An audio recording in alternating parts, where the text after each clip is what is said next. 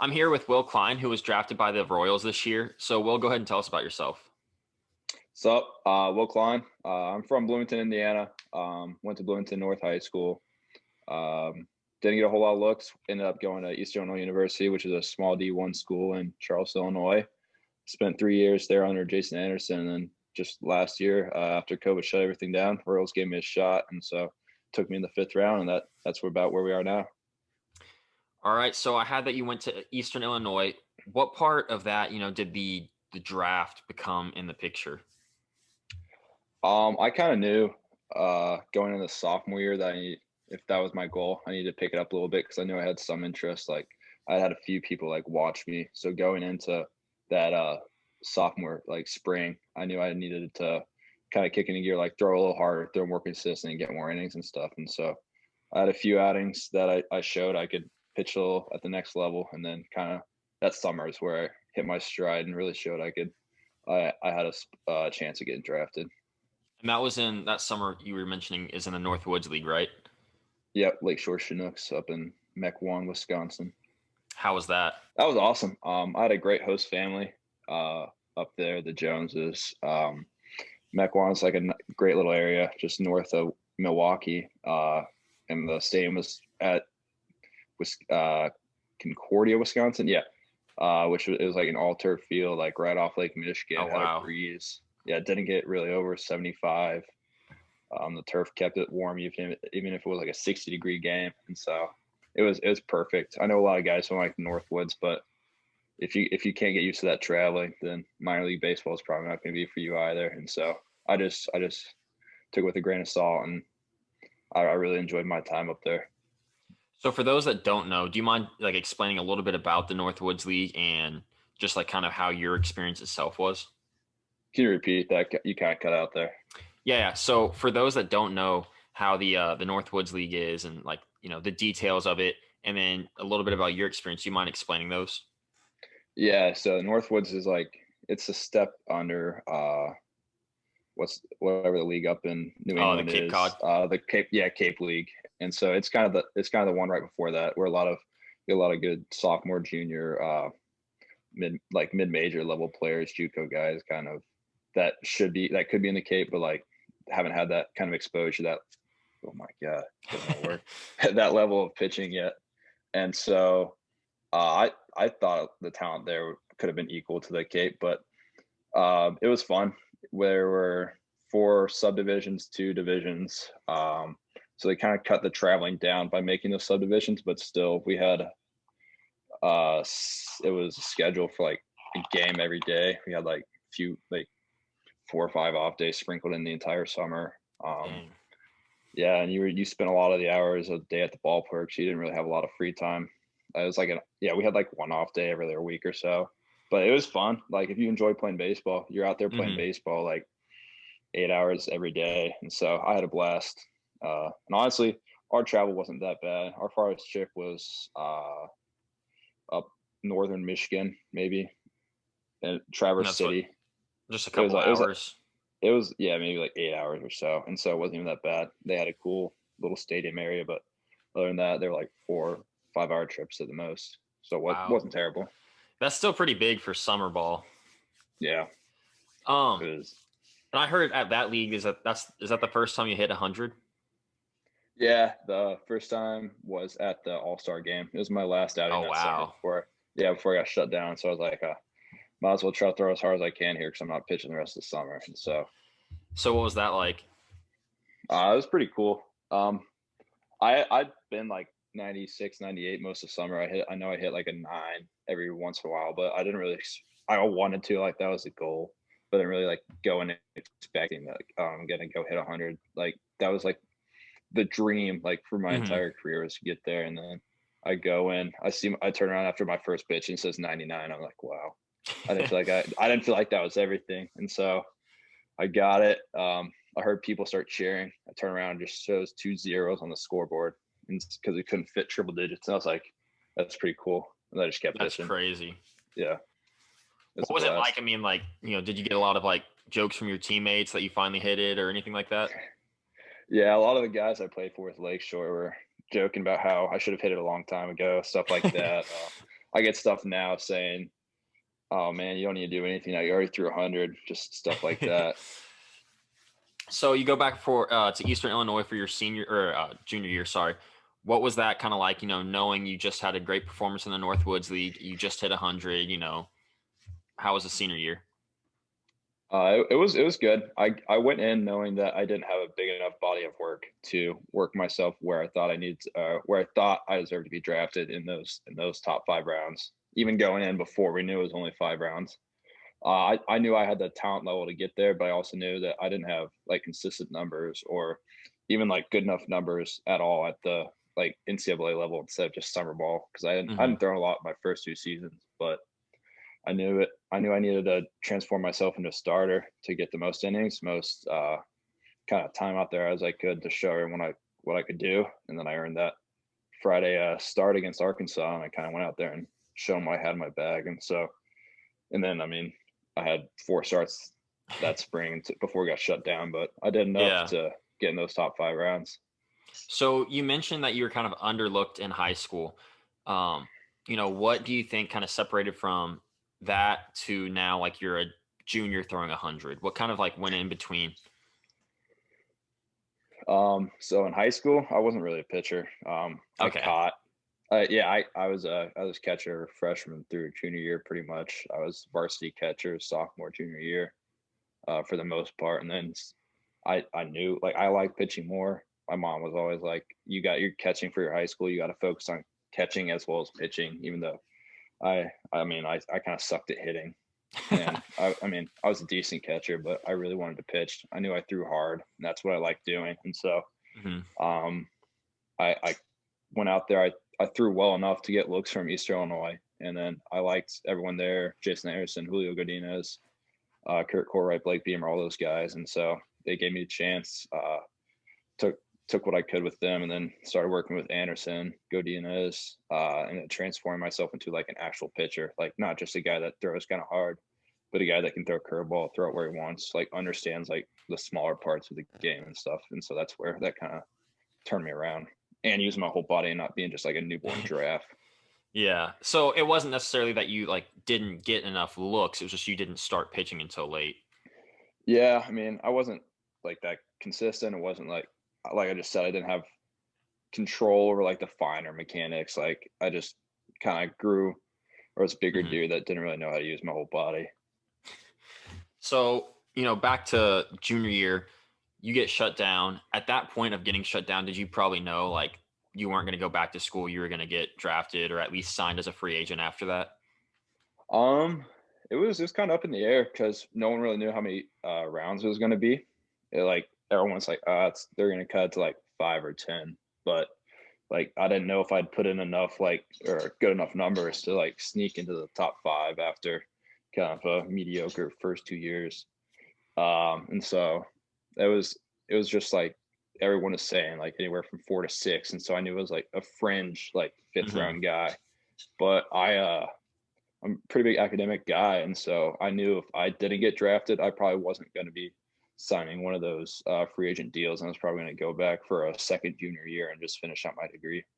Yeah, that's awesome. So, talk me through, I guess, the week leading up to the draft or whenever kind of things started to pick up for it. Yeah, it got pretty crazy 2 3 weeks before. I had a lot of calls, a lot of Zooms with like pitching coordinators, kind of higher up guys, and so um, but overall, like the Royals were calling me, talking to me the most. Like I kind of had a feel it was them or a few other teams were like kind of nipping at their heels, but they definitely talked to me the most. But I mean, communication was every day or every other day at the most. And then when it got to draft, like I knew I wasn't first round guy. I mean, that's been set since like before the season even started for Yeah. for our draft, at least with all those guys. But going into day 2, I was like talking to my agent, like, "Hey, what's the feel?" Like, and he was just listening, like, "You got a few teams interested here. You got a few guys might be calling you like the late 4th, early 5th," and so just sitting on my couch, just kind of shaking my boots, waiting for that call. So you mentioned your agent. When did your agent kind of like come into the picture? When did you find him? Like, were you looking at multiple agents at a time? So I started getting calls when I performed, like had a for good few outings up in the Northwoods. Like they started like either getting in contact with the coach or like finding me on Twitter or something like that. And so I started like talking to them, like putting in phone calls. Like I had a few come to games, like meet with them face to face. And before all that, they're called advisors. You can't really, Mm-hmm. you're not allowed to have like an actual agent or stuff beforehand. But I had calls, like meetings with all of them, and I narrowed it down to top 3 or 5 towards the end of my season, and then kind of narrowed it down to the guy I got after all that because he stood head and shoulders above the rest, and so but that was like all the way up until about a week before school started or so. Okay. And then, so, your agent, what all did your agent have you, or I guess advisor at this time, did he have anything besides just like, hey, like, pitch good and you'll get drafted? Did he have anything else like actual to like kind of help you with, up until the draft? He was kind of just give me like what the vibes were with certain teams, like how they felt or like how many calls he was fielding and stuff like that. Like they weren't allowed to do a whole lot. Like they're not a. Hmm. It was kind of like complicated, like what they were and weren't allowed to do before they were like actually your agents and stuff. Yeah. Because I know So a there lot of is like like, fine rules with that, as in like, yeah, I want to say it was like James Paxton a few years ago who like he had Scott Boras and like there was a little bit of communication more than there should be like at the draft. And so he yeah, like couldn't reach a deal with his team. I guess I want to say the Blue Jays. I don't know who it was, but couldn't reach a deal, yeah, and then he had to go play independent league. I mean, there was a first round guy going to play independent yeah, league instead of getting drafted. Just he couldn't go back to college because of the agent talks, and yeah. I know it is crazy with the rules. Yeah, no, most communication ended up going between like my coach and those Hmm. guys, like setting up meetings, like talking about that, and he knew what I needed to do better and just all of that. But the agent was, or my advisor at the time, was really just there to like kind of be a mentor, kind of instead of versus like a whole lot of scouting stuff at that Yeah. time. And so I know the draft was like right in the middle of like the big shutdown to where you couldn't really have parties. Were you at least able to have a little bit of a like a gathering for the draft? Yeah, I was at home with my parents, siblings, girlfriend, and then a few more family members. Like it wasn't big, but we just kind of sat around our TV just watching. My dad was on his phone because it was ahead of the TV. Just told me I didn't get drafted at certain spots. It's like, come on, dude. But it was nice and had enough people there for me at least. So how did you find out first? Was it TV, the phone, or like did you actually get a call? So I think my agent texted me like, hey, uh, this is like what they're willing to offer. Are you like gonna accept that? I was like, yeah. He's like, okay. Well, they'll be calling you in like 2 minutes. I was like, oh shit. And then I got a call. Went upstairs. Just probably one of the best moments of my life so far. Went down, told my family members, and then a minute later it was on the TV, and I got all this snaps, text from friends, teammates, coaches, everyone, just kind of that they saw it, and I was like, yeah, it just felt unreal at that point. Was your phone pretty much frozen for the rest of the day? Yeah, I didn't. I got so many like notifications just after that. Like I didn't even know what to do with it. Like I feel like I answered one and 5 more popped up at that time. It was ridiculous. Yeah, that's pretty crazy. So, you know, with your like, you talk about how much you would take with your signing bonus, did you have a financial advisor or was that just kind of like tied to your agent? Yeah, so the my agent like suggested a financial advisor, and then I've been working with him. He's a really cool dude, but he helped me with all that. I put a lot of money away. I got like a car because my old one was about to explode on me, but it's about all I really do. And I got some new golf clubs, but other than that, most of it's been put away. Because I want to say, I mean, like I know, all of a sudden you got taxes, a little bit of agent fees, now a financial advisor gets a little bit, and then, whatever your signing bonus is, you only get like half that, maybe a third of that. Yeah. So your agent kind of like I guess your advisor kind of gave you like, here's a little bit of spending money. Now let's, put away the rest. Yeah, he was like he advised me, or yeah, financial advisor kind of talked me through like what the plan was to put it in the stock market, and so we did that. Um, and I've been happy with the job he's done managing all that. And then other than that, it's been just living expenses really. And so do you still get to see like kind of like your portfolio, I guess? Like, do you get to check on that Yeah, just yeah, to watch as fun? yeah, I check it about daily or every other day or so. And it's just fun to see it, and like all the research that him and his like firm have put into like Hmm. their just what they suggest daily stuff. And there's not a whole lot of changes going on. Like he doesn't call me every day and like, oh, we need to sell and buy this. It's like maybe once a month. Like he'll be like, we changed our ideas on this, or long term this looks better. But Oh, it's not so like a daily. he does still kind of like keep you involved in like, hey, like before we do this, even though we think it's best, Yeah, we yeah, still yeah, want to yeah. check. That's He's awesome. like, we changed my firm. We changed. We were on buy on this. Now we're on sell, and we're on buy. We were on sell on this one. Now we're on buy, and just stuff like that for certain stocks. Hopefully he didn't call you asking about GameStop or AMC, huh? No, that would have been cool. He's like, yeah, we're gonna put it all into GameStop and just see what happens. No, Yeah, but yeah, I've been following. if he does that 2 days late, that's the problem. Yeah, I saw a lot of people putting money in that, and I'm glad it worked out for all of them. But long, Hmm. my portfolio is just long term, just not touching it for 20 or so years That's and seeing smart. what happens. Yeah. Were you at all into like investing before that? I had a roommate who was very big into investing, like Robinhood, stuff like that. He'd watch this guy every morning at 8:30 a.m. No, 8 a.m. or whatever, when the market opened in Central Time. This guy literally had a stream going from open to close. And so he'd watch him go to class, watch him go to practice, stuff like that. That's So crazy. I knew a little about it, but not what I'm doing now. So now you're drafted. What I mean, because I think at the point of the draft, they knew there wasn't going to be a season, right? Or pretty much knew. Uh, it was kind of up in the air what was going to happen. The minor league season was canceled by then, Yeah, but yeah, like, that's what I meant, like the minor league. yeah, So what yeah, did the it's good. Royals, kind of have to say? Like, what did they want you to do? They sent us like a throwing program, lifting program, because they still wanted to have something like for fall instructs, and so they were like Okay. trying to get us like arm conditioning level we needed to be at for that. And so they gave us like a monthly throwing program and then updated it every like few weeks or so. We do Zooms and stuff just to keep everyone in the loop. And so it was, I mean, it was just all individual. Like if you kept up with it and you were in shape enough, but it was just throwing live ABs, bullpens, just not a whole lot of extra stuff going on, I guess.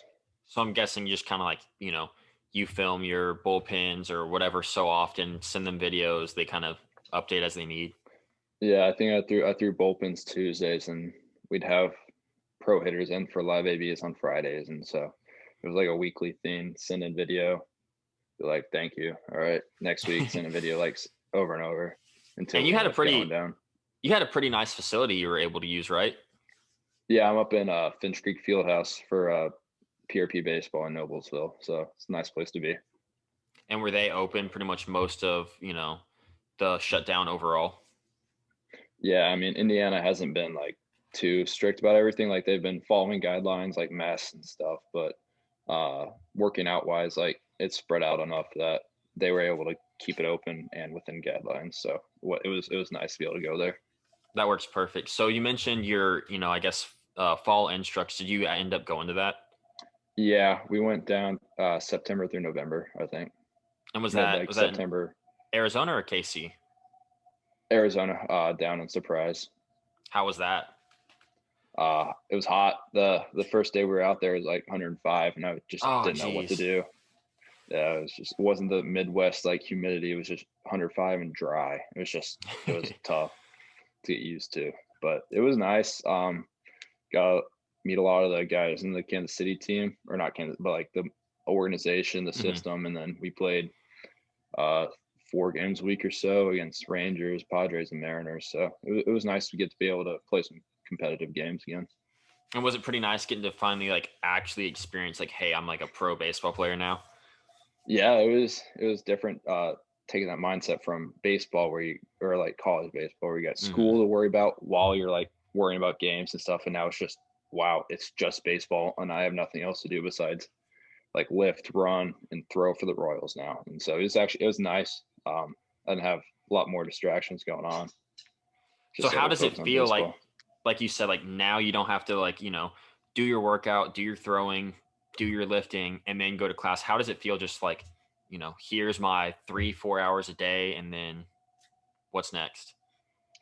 Yeah, it's a lot easier, a lot simpler to like kind of keep track of because in college baseball, like you're trying to think about class and then, well, is this class going to make me practice? Well, then do I have to make up practice later? And then when I'm going to do my homework, and then coach meeting or project group members like can't meet up because they got practice, like all that stuff. And now it's just all right, come to the field. I have 4 hours here, and then I go recover and repeat it tomorrow. Like no school, no nothing. Like I'll finish my last semester in the future, but like for now it's just baseball.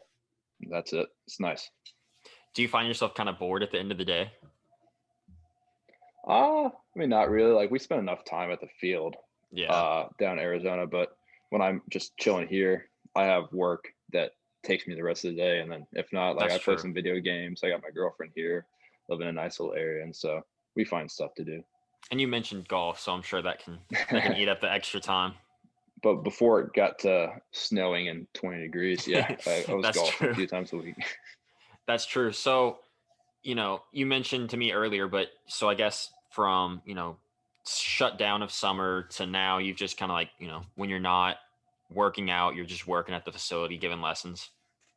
Yep, that's about what we got. The guy I work for, Greg Vogt, runs high school, and he's got high school group, middle school, youth guys, and so I'm just walking around the facility, like working guys through like what they're supposed to be doing, like helping and just stuff like that. So it's nice and easy. So what do you think helped you, I guess, besides you just mentioning like you actually learning how to pitch, how to move, Yeah. and all that, what do you think is something that helped you like kind of get ahead, because like not everyone once they learn how to pitch throws 100 or Yeah. even upper 90s, lower 90s. What do you think helped you really just like give you that extra edge? I think I'm one of the hardest workers I know.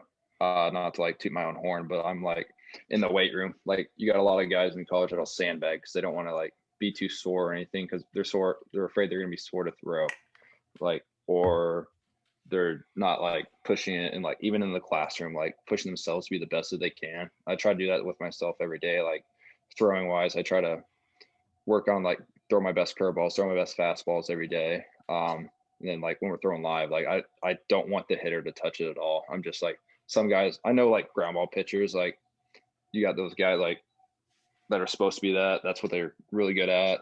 But I'm just trying not to let that hitter touch it at all. Like I know if they put it in play every once in a while, but I'm just trying to like dominate everything I do.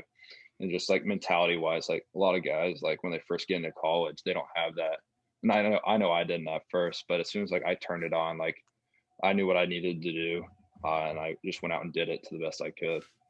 So it sounds like instead of just like one super like, oh, like I did, drive line, I started throwing plyo balls, weight balls. It I just seemed like, started doing that too. That helped. yeah. But so I'm guessing it just kind of seems like one of those like that little extra detail, every single thing Yeah, is what kind of helped build up to where you are. yeah. Like I level intensity when I'm doing my workout and stuff. Like I know like that's the problem with like younger guys, like they don't know how to throw with intent and stuff like that. And so as soon as like I program that into my head, into my mentality to do everything with maximum intent, and then I kind of saw that I made a lot more progress than before. Nutrition wise, was that something big in college or even in high school? In high school I didn't really think about that as like another part of throwing. And then even like we didn't have, I mean we had a nutritionist, but it wasn't someone like that talked to us a lot, at least like my first few 2 years or so. And like I just lived in the dorms, and so freshman year I was just eating whatever they had there.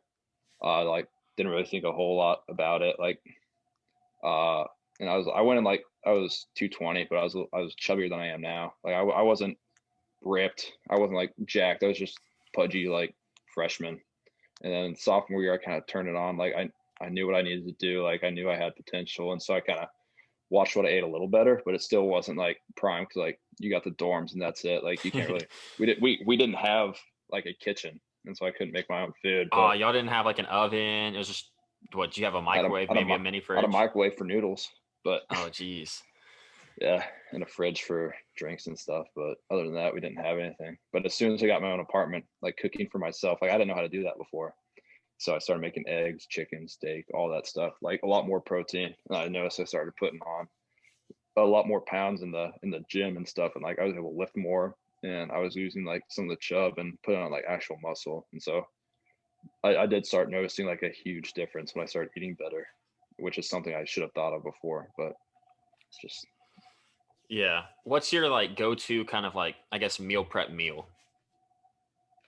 I don't like I have different schedules every day. And I'm not meal prepping every day, but like a big I like steak and broccoli and rice. Like, that's the big one, Okay. or chicken, like either that. But those are the go-tos. It's just nice and easy to make. It's easier to make a lot of it too. You got minute rice, you throw it in there. Mm-hmm. Broccoli, just freezer bags, and then Couple of seconds. steak and Yeah. chicken. Yeah, steak and chicken, just nice and easy to make. So how are you on supplements? Do you take any? I have I do protein, just whey protein powder. I have turmeric. It's instead of taking ibuprofen, I do turmeric. It's like a natural anti-inflammatory. And is that And like then that's a shot, right? no, it's just a little pill of turmeric and Okay. some black pepper. Just and then down in KC we had multivitamins like fish oil and stuff like that. But I haven't gotten any of that sent to me here yet. But down there we were taking that creatine, and then I have some uh, certified for sport pre-workout that I take when I have like heavier volume days. But that's all I got. Nothing too So crazy. so what made you get on the turmeric instead of ibuprofen? So I like ibuprofen. It's just terrible for your liver. Like Yeah. you're taking every day. And like everyone knows, like those players that they rely on Mm-hmm. ibuprofen to have their arm feel good, or they're just not doing enough, and they're just relying on ibuprofen to not hurt. And so I had a buddy who's at the place I work out with now. He was like turmeric and tart cherry juice for inflammation, and I was like, all right. So I started taking. I started like getting like less like painfully sore, and so I was like, oh, maybe this actually works. And so I've just stuck with that for the most part. Every once in a while, you'll be feeling bad, like, oh man, I need to leave or something. But mostly, I'm just sticking with the turmeric and cherry juice. So I guess they're both just kind of like a natural anti-inflammatory.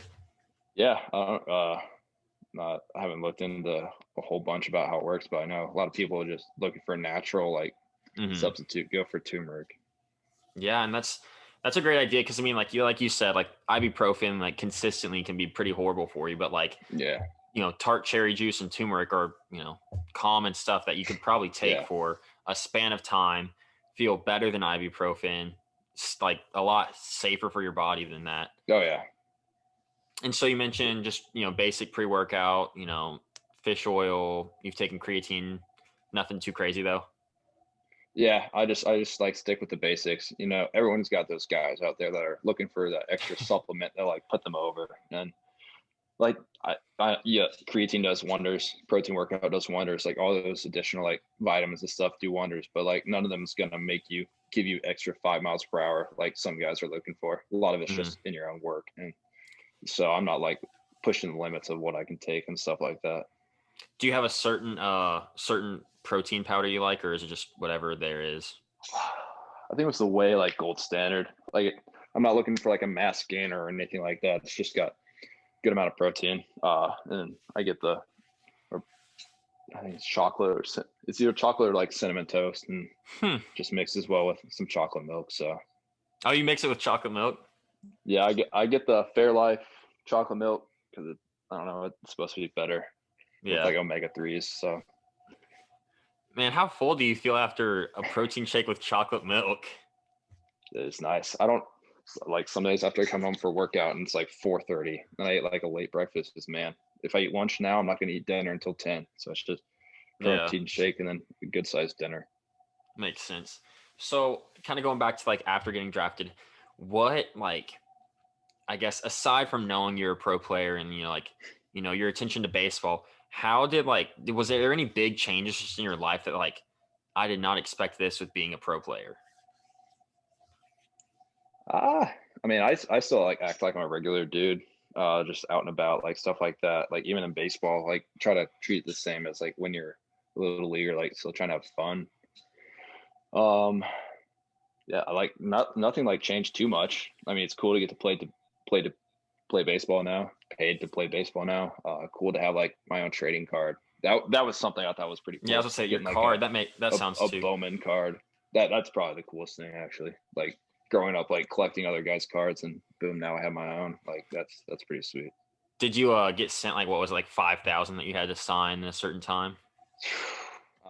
First like the first round is like Bowman and Panini sent me stickers, and I was like, okay, this is sucky. So it was like 2,000 stickers each. And then Bowman out here sending me like 8 boxes of cards to sign. I was like, oh my god, it was cool like holding my own card in my hand, but sign like all those signatures just took forever. Mm-hmm. How long would you say like even just one box took? I don't even know.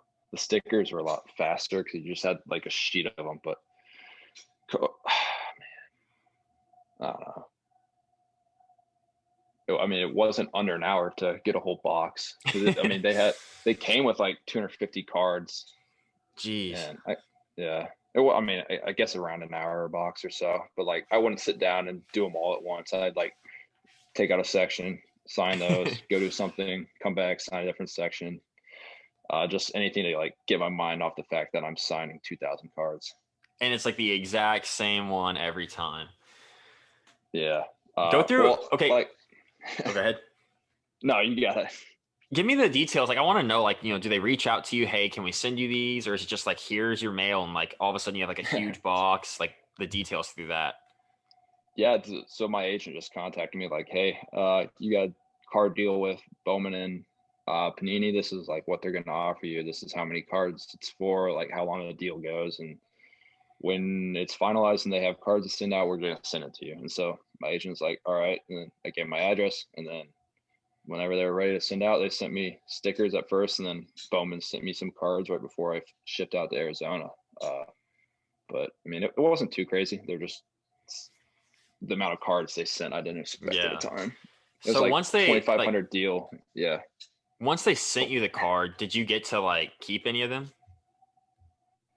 What did I do? No, not at first. Panini actually just sent me like my first few to keep, but like until then it was just sign them all and return them. I mean, my mom has bought about every single card she finds on eBay of me, which is just like ridiculous. She has me signing cards for like family members and stuff. And, like, but other than that, like I haven't really had any myself until like literally yesterday that I got some shipped out from Panini. But dang, so like Bowman had you sign like all those cards, and it wasn't like, hey, I just keep 10 or whatever. No, they didn't give me one to keep. It was sad. I was like holding them all in my hand. Like I asked my agent, like, "Hey, are any of these for me to keep?" He was like, "No, you got to return them all." I was like, oh, "Dang." I want to know if they'd notice if you kept like one. Yeah, I don't know. They like had the specific amount like of cards that were in each box, like labeled and stuff, and like half the cards, like half of them were like numbered cards, like out of 99. And it was just if I like messed up a signature on those, I was like worried that they were gonna hunt me or something. Come looking for me, like, hey, you messed this up. You try keeping one, and they're gonna request a refund for like $10 or something. Yeah, they're just gonna make me pay for all of them. So with that, did you get a ton of people like trying to like send you stuff to get signed or messaging you for cards? Yeah, hold on. You're spot on. You won't believe, like, I mean, this is like a few days worth of like all these people. Like, at first it was like a few people messaging me like, hey, I just packed your card, or like big Royals fan, so I found your card on eBay. I'm gonna go like send it to you. What's your address? And I was like, okay. Like people like were asking me like over Instagram and Twitter. I was like, okay, that's fine. Like here it is. And then I'm guessing like those people gave out address to other people, and now it's like 4 or 5 like every few days or so. And I shipped out a bunch yesterday. It's just they all try to be nice with like letters and stuff, but it's a lot. That's crazy. So is it kind of like one of those like, oh, I'll sit down like every other weekend and just knock it all out? Yeah, it's just like whenever I look at the stack and get annoyed at how many is there, I'll go and sign a few more, send them out, and hopefully the people at the bottom don't get too mad that they're not getting their cards back. But just It's something I'll do every other day or so. Man, with at least Bowman, you got paid for it. Yeah, I'm gonna request $1 every card. I mean, I feel like that wouldn't affect too many people, like from sending. That's fair. Just pull It's a like, Johnny Manziel and just charge for an autograph. man, if you're actually a Royals fan or whatever, like it's $1. It's not that big of a deal. You probably paid that for the card. Yeah, true. I'll raffle off these extra cards. So I guess, yeah, I can't ask this minor league wise because that's a typical question. But what's like your most like college, experience in the sense of like, man, like this is a like not struggle, but you know what I mean, like a long 8-hour bus trip or a bus trip to where you pick up like Wendy's and everyone on the bus has Wendy's and like there's one bathroom. Dude, you're talking about every bus trip for us. My roommate, before he was with my roommate, he was my roommate junior year, so sophomore year, we were on a trip down to Virginia Military Institute, so VMI. I think it was our last weekend of the year. And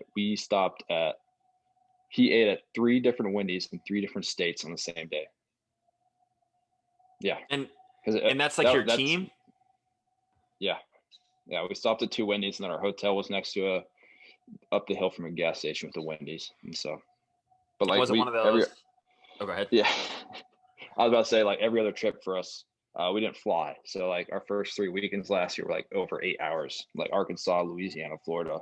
And so we got used to it, but just not fun. And a lot of people like, assume, oh, it's D1, you got a lot of money, you're going to take private jets. Yeah, and it's like it's like a lot of them don't even fly, and then a lot of them, unless it's like a big like SEC and all that, but like a lot of them, if they do fly, it's just regular 5 a.m. flight. Plane. Yeah, yep. So y'all didn't get any flights at all?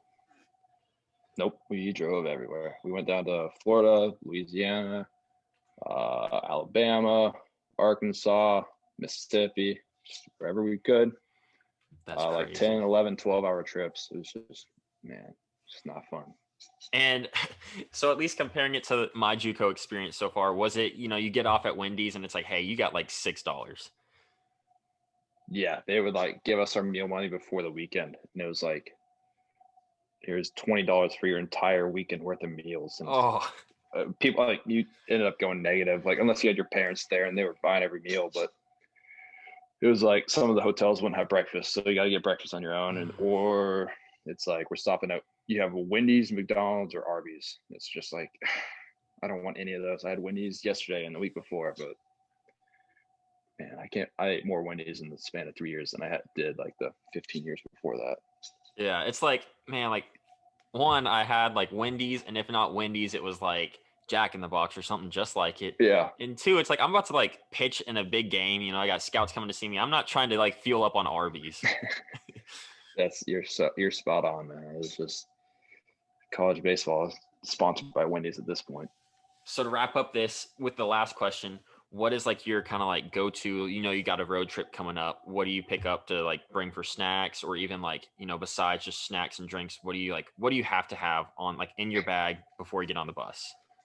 So my junior year, I would get, so trail mix, it would be like a dried fruit, like trail mix, like coconut, like cashews, stuff like that. And then started getting into almonds. I know nuts were really good for you. And so I started snacking on those instead of getting like unhealthy, like chips or like candy or something. And then just a gallon of water, and then earpods and my phone. And I was just, neck pillow. You got to have a neck pillow. Yes. Other than that, just grinding out that 8 hours. Did y'all's charter buses at least have the ones like where you can plug your phone charger in? Every other seat had a charger, so everyone's like fighting over the seats with an outlet and laying on the floor like after you got an hour into the trip, and everyone's like sprawled out across the seats. I know you've probably seen that guy just asleep on the floor. The guy's like laying in the aisle. Yep. Yeah. Yep.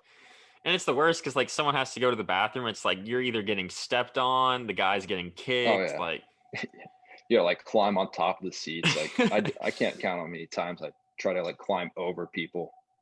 Just different. It's a nightmare. Yeah. All right. Well, I wanted to thank you for coming on. Yeah. Thanks for having me, man. I appreciate it.